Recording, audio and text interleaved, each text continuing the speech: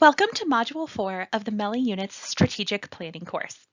In this module, we will introduce you to performance monitoring plans and how they can help you develop and measure your indicators. Let's get started. What is a performance monitoring plan?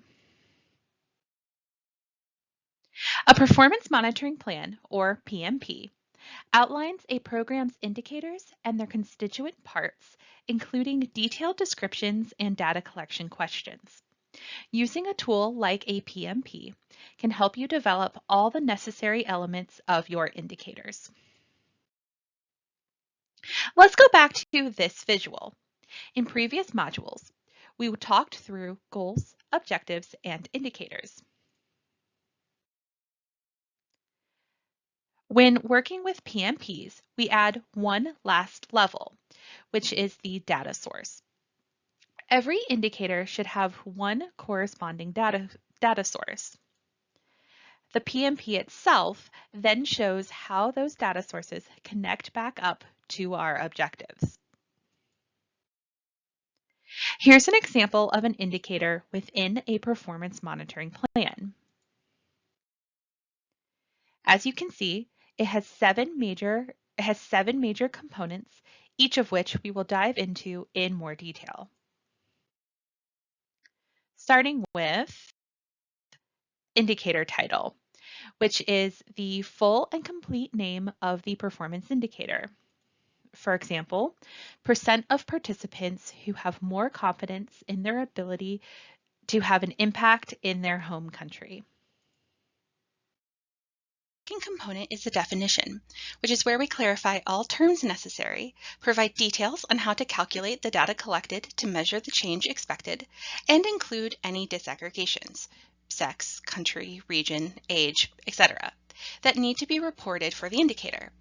You can also think of the definition as the place where you provide all information necessary to ensure that the indicator is specific. For example, you might define participant as a person who has directly participated in an ECA exchange program, and home country as the country in which the program participant resides. This definition also specifies how the data should be disaggregated in the reporting stage. Specifically, we ask to see the data disaggregated by sex and the age of the participant. Up next, we have baseline and target.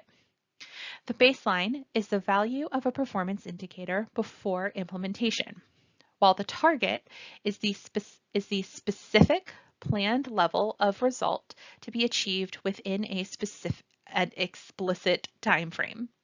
Baselines and targets are part of how we ensure our indicators are achievable. For example, we might set a baseline of 85% and a target of 95%. Before we move on to the other PMP components, let's talk a bit more about baselines and targets, starting with the 4 ways we can establish baselines. First is by starting from 0. We do this when the baseline does not need to be established because you can confidently say it will be 0. Generally, indicators that measure an output of a program, things that the program produces, will have a baseline of 0. Baselines can also be pre-existing. This happens when a baseline was already established based on prior data that were available or collected for the ongoing project. This will generally occur in cases where a program's activities are being continued, for instance, if a program was conducted for a second year. When a pre-existing baseline is used, that baseline should be qualified with the period of time. For instance, program year 1 data. Baselines can also be established through data collection. In some cases where the baseline will not be 0, and there are no existing data with which to establish a baseline, the baseline can be established through new data collection. In these cases, data collection for baselines should happen before implementation of activities begins. And finally, baselines can be conducted on a rolling basis. This occurs in cases when a program is not implemented at the same time for all participants, meaning the baseline should be conducted on a rolling basis as the program is implemented. For instance, if a program is implemented in phases, data collected in each phase will serve as the baseline for the subsequent phase of the program. Let's move on to targets, specifically types of targets. Targets may express quantity, so how much, quality, how good, or efficiency, least cost. When developing your targets, there may be guidance for targets within program documentation or from program administrators. In lieu of those, it may be useful to analyze progress of other programs or of similar past projects. Previous evaluations can also be a source of information for setting targets. You may also be able to look at underlying historical trends related to the indicator value over time. Is there a trend, whether it's upward or downward, that can be drawn from existing reports, records, or statistics?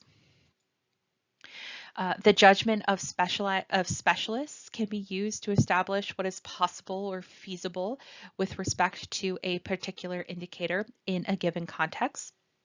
Colleagues that are familiar with similar programs might also have valuable insight into what can be expected from such a program. And one should also review existing or relevant research findings. Targets can also be established by benchmarking, which is the process of comparing or checking the progress of similar projects or programs.